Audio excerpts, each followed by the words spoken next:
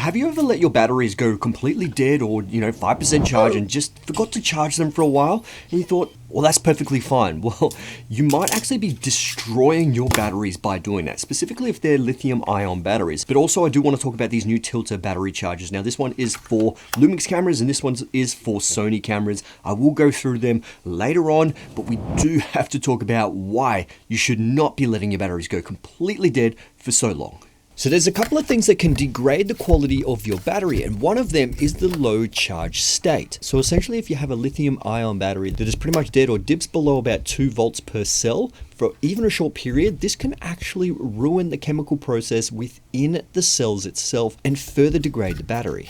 And if you are leaving these batteries uncharged for a significant period of time, it could diminish the capabilities of what this can actually charge up to in the future. But then also there are some cases where it could potentially completely ruin the cells inside the battery and not charge at all. So definitely take that into consideration, but that will also depend on battery to battery, what type of battery, obviously the quality you have and how long it's been since you last charged these.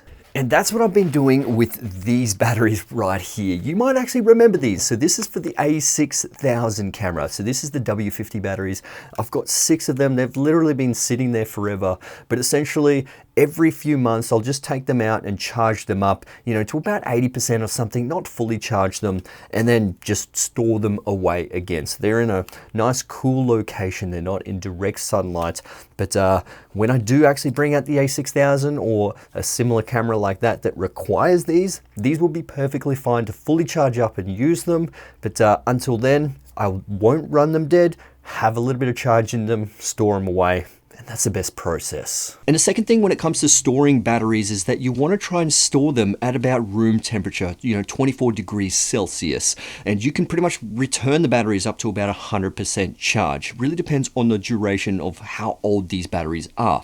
But if that same battery is stored at, let's say, 60 degrees Celsius, you can only gain about 75% of that charge. It really depends, once again, on battery to battery, but that's potentially what could happen.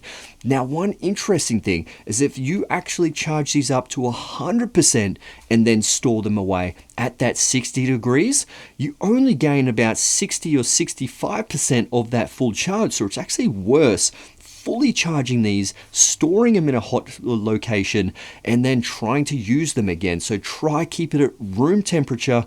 Don't fully charge them up. Keep them at about 80% charge. And then if you do really want to use them, charge them up and start using them straight away. It's only when it comes to storage is when you need to think about, not completely dead, but then not also 100%. And also regular room temperature, not crazy hot rooms.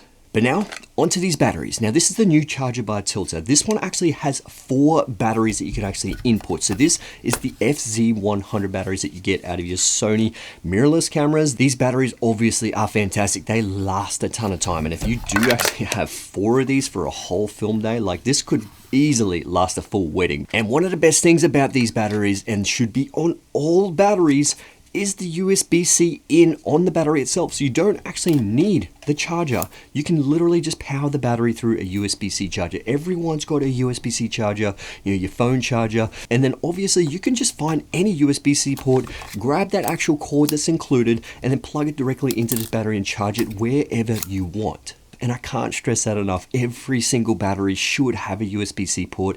It's just so much easier, so much more convenient than bringing a full battery charger around with you everywhere. But the great thing is for me is I can actually leave this in my studio or take it with me on set, leave them directly in here, have an external battery and charge all these batteries directly through that USB-C port. Really depends on how you actually want to go through this, but then you don't have to have 4 different USB-C connections to charge these batteries.